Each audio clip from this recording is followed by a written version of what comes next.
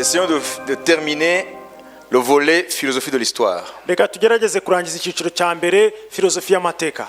Amen. Amen. Donc nous arrivons à l'époque de Saint Augustin. Noneho tugeze mu gihe cy'uwitwa Saint Augustin. Avec son œuvre La Cité de Dieu. N'igitabo yanditse umurwa w'Imana. Qui est une œuvre nicyo gitabo qui peut être qualifié de premier travail dans la philosophie de l'histoire. Nicyo gitabo gifatwa nk'igitabo cya mbere cyatangiye kuvuga philosophie de l'histoire. D'après la définition que nous avons donnée. Kubijyanye n'ubusobanuro twatanze bwa philosophie y'amateka. Chercher les causes des événements. Gushaka des faits historiques. Impamvu y'ibintu. Mais nous plaçons cet ouvrage dans la catégorie de la théologie de l'histoire. Ariko twebwe icyo gitabo cye turagishyira mu cyiciro cya teologie y'amateka. Parce qu'il a révélé le Dieu de l'histoire. Kuko yahishuye Imana y'amateka. À partir d'aujourd'hui, dans ta prière, bihereye nonaha mu masengesho yawe, parce que Jésus a dit à la Samaritaine, on adore ce que nous connaissons. Kuko Yesu yabwiye umusamariyakazi ko twebwe abayuda dusenga icyo tuzi. Alors à la fin ou au terme de ce séminaire, rero nyuma niturangiza iyi seminaire, tu vas commencer à adorer aussi ton Dieu comme le Dieu de l'histoire. Uratangira gusenga Imana yawe nk'Imana y'amateka. The God of history. Imana igenga amateka. Tu vas le comprendre. Ibyo uraza kubisobanukirwa. Amen. Amen. Pas seulement des providers.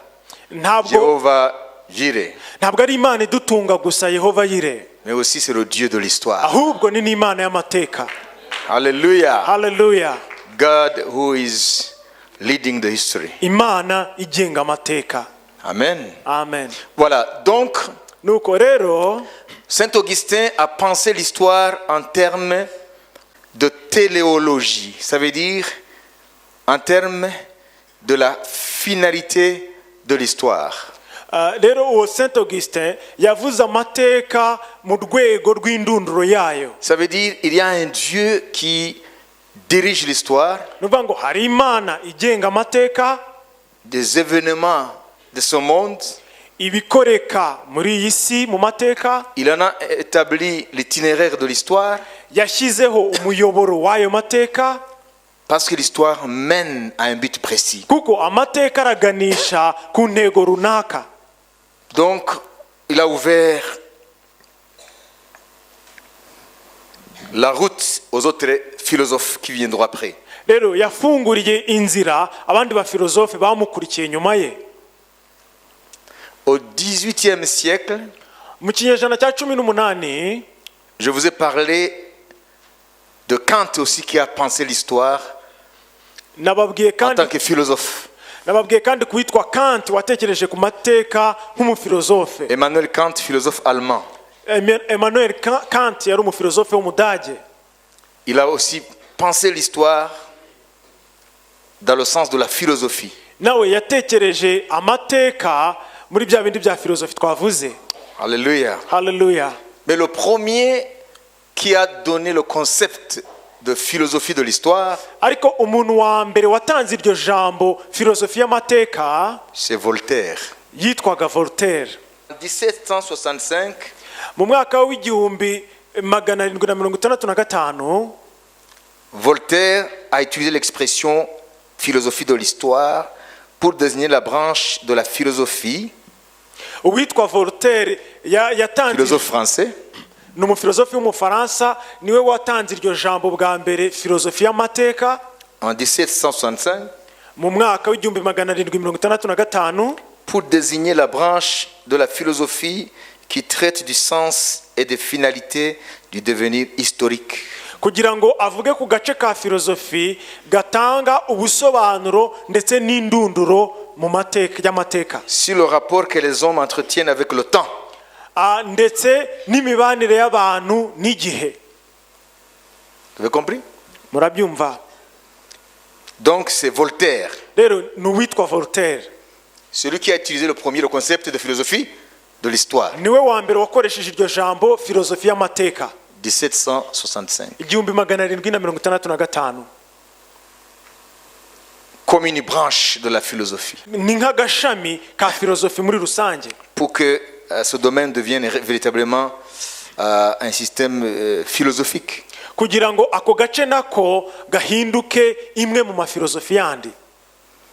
Donc, Voltaire, Rero uwo witwa Voltaire, après avoir lancé le concept, amaze gutangira kuvuga kuri iryo jambo, il s'est trouvé deux tendances dans la philosophie de l'histoire. Voltaire amaze gutanga iryo jambo filozofi y'amateka, mu bafilozofe bakiri iryo jambo hahise hazamo ibice bibiri. En fait, les philosophes qui s'adonnaient à étudier l'histoire, sa finalité, son sens. Voilà. Muri abo bafilozofe bashakaga kumva ubusobanuro bw'amateka ndetse n'indunduro yayo. Ça veut dire tous les philosophes qui étudiaient le sens de l'histoire ou le devenir de l'histoire se sont retrouvés dans deux catégories.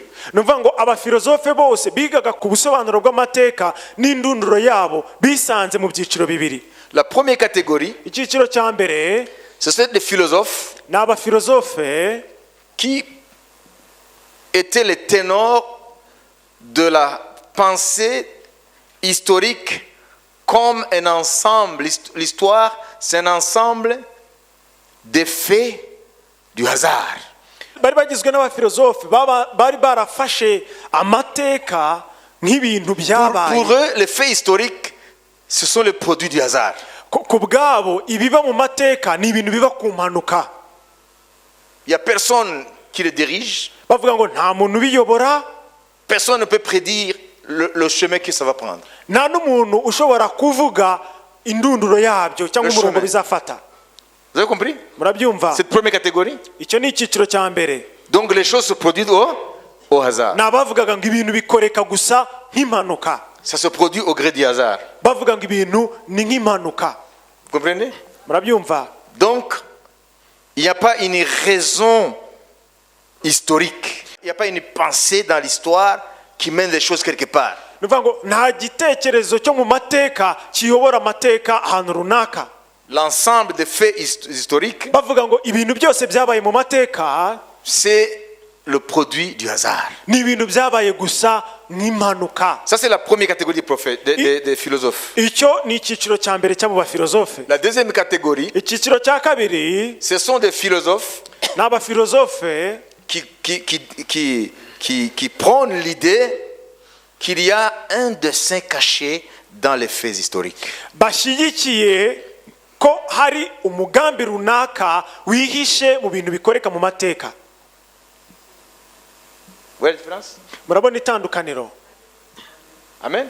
Amen. Tous sont des philosophes de l'histoire. Bose ni abafilozofe biga ku mateka. Pour les premiers, Ariko icyiciro cya mbere les faits historiques se produisent au hasard. bavuga ko ibikoreka mu mateka biba ku mpanuka gusa.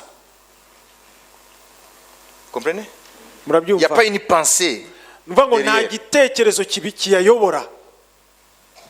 Ils voient ce qui se passe dans le monde comme des faits du hasard. Bo babona ko ikintu cyose kibaye mu isi ni imbuto y'impanuka. Et puis la seconde Hanyuma icyiciro cya kabiri pense l'histoire en termes d'un dessein caché dans l'histoire, à travers l'histoire, pour diriger les faits historiques vers une finalité précise.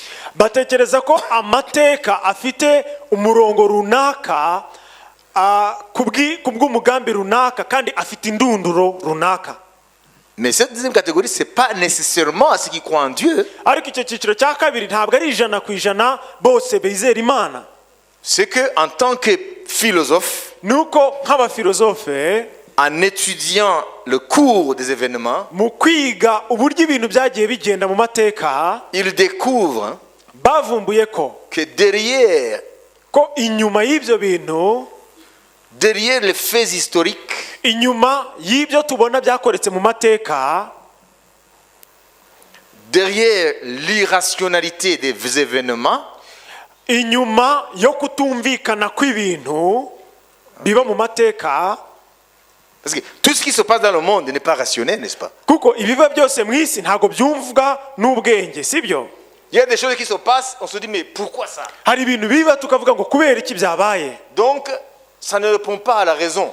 rero ntago bisubiza imitekerereze y'umuntu. Alors ces philosophes de la deuxième catégorie, Rero abo bafilozofe bo mu cyiciro cya kabiri ils ont vu l'histoire babonye amateka dans ces événements, mu bikorwa bitandukanye yabayemo, dans le cours des événements. mu muyoboro wayo. Ils ont vu qu'il y a des faits qui répondent à la compréhension de la raison. Il y a aussi des faits historiques qui échappent au rationalisme. Babona ko hari ibikorwa byagiye biba mu mateka byumvwa n'ubwenge bw'abantu, ariko hari n'ibindi birenze imitekerereze y'abantu. Oui. Donc la confrontation entre ce qui est rationnel et ce qui est irrationnel a fait penser à ces philosophes qu'il y a quelque chose qui dirige les faits historiques. Rero guhangana kw'iyo mitekerereze y'abavuga yuko ibintu biba nk'impanuka n'abandi bavuga ko hari umurongo runaka bifite. Donc la deuxième catégorie, Nuvuga ngo icyiciro cya kabiri ce sont ce qu'on appelle les philosophes rationalistes dialecticiens. ni abafilozofe bagendera ku Il faut écrire mitekerereze. ici, rationalistes dialecticiens. Je vais vous expliquer ça. Ibyo aragiye kubidusobanurira. Prenez courage. Mugire ishyaka, C'est pas compliqué. ntabwo bigoye kubyumva. Voilà. Donc, la première catégorie, ici, ça ne nous intéresse pas. Rero icyiciro cya mbere hano twebwe ntabwo kitureba, Parce que nous sommes croyants, n'est-ce pas? kuko twebwe turizera, sibyo? Donc, nous n'allons pas nous éterniser sur ces philosophes-là qui pensent que les faits historiques sont le pire produit du hasard. Ntabwo turi bwibande kuri abo bafilozofe bavuga ko ibiba mu mateka ni impanuka gusa. Donc, il n'y a pas un plan caché dans ce qui se passe, il n'y a rien. L'histoire va au gré du hasard. Ni ukuvuga ngo Un bateau sans direction. nta mugambi uhamye w'amateka, bo bavuga ko gusa ni impanuka. Nous allons ici. Rero twebwe turi muri iki cyiciro cya kabiri. La deuxième catégorie, Icyiciro cya kabiri qui pense qu'il gitekereza ko y a un dessein caché hari umugambi uhishwe dans les événements mu historiques, bintu bikoreka mu mateka, dans les faits historiques. mu bikorwa bikoreka mu mateka. Mais les faits historiques de la catégorie des actions historiques, pas Ariko des faits divers. ni ibikorwa byo mu mateka bigira nyine amateka, ntabwo tuvuga bya bikorwa rusange bitagira ingaruka mu mateka. Vous avez compris? Bravo. On a donné l'exemple de la Première Guerre mondiale et les causes. Twatanze urugero rw'intambara ya mbere y'isi n'impamvu yayo. Alors, nous n'allons pas énumérer toute la liste des philosophes de la quatrième catégorie. Rero ntabwo turi butondagure urutonde rwose rw'abafilosofe bo mu cyiciro cya kabiri. Dans cette catégorie, il y a deux classes. Ariko muri icyo cyiciro naho harimo ibyiciro bibiri. La première classe, Icyiciro cya mbere ce sont des philosophes de l'histoire ni abafilosofe b'amateka qui pensent qu'il y a un dessein caché, batekereza ko hari umugambi uhishwe, il y a un devenir rationnel dans l'histoire, hari n'indunduro ihamye mu mateka, sans toutefois croire en Dieu. ariko kandi ntabwo bizera Imana. Donc, ils ne croient pas que ce dessein vient de quelqu'un. Ni ukuvuga ngo ntabwo bizera ko uwo mugambi hari umuntu uvaho. Vous comprenez? Murabyumva? Et la deuxième classe, Hanyuma icyiciro cya kabiri ce sont des philosophes ni abafilosofe qui pensent que batekereza ko derrière des faits historiques irrationnels, inyuma ya buri gikorwa kibaye mu mateka kitumvikana mu mitekerereze, côte à côte avec les faits rationnels, kibangikanye n'ibikorwa byumvikana mu bitekerezo, le fait qu'il y a l'élément irrationnel, kuba hari icyo kintu kivuga ngo ibintu ntibyumvikana pourtant ce sont des faits. kandi ari ibintu bigaragara bifatika byagaragaye, Il y a quelqu'un ni ukuvuga ngo hari umuntu qui dirige l'histoire, uyobora amateka quoique invisible. nubwo atagaragara. Et moi, je suis de cette catégorie-là. Jewe rero ndi muri urwo rwego. Je suis dans la deuxième classe des philosophes qui pensent que l'histoire est dirigée par quelqu'un. Et ce quelqu'un, c'est El Olam. Ndi mu cyiciro cya kabiri cy'abafilosofi batekereza yuko amateka hari umuntu uyayobora, kandi uwo muntu yitwa El Olam. Everlasting God, Ni Imana ihoraho, le Dieu éternel, Imana ihoraho, le Dieu de tous les mystères. Imana y'ubwiru bwose. il connaît où va l'histoire, izi aho amateka agana sa finalité. n'indunduro yayo, Comment l'histoire va s'achever. izi indunduro y'amateka. Il s'appelle El Olam, Yitwa El Olam, Everlasting God, Imana ihoraho, l'Éternel, Uwiteka, celui qui domine sur les temps. niwe utwara ibihe. Vous voyez? Donc, en pensant à la philosophie de l'histoire, Rero iyo dutekereje kuri filozofi y'amateka, tout homme, normalement, devrait se pencher sur ce sujet. buri muntu mu bisanzwe yagakwiye gushaka kumenya ibijyanye n'iyo filozofi y'amateka. Pourquoi? Kubera iki? Parce que ça englobe le sens du temps.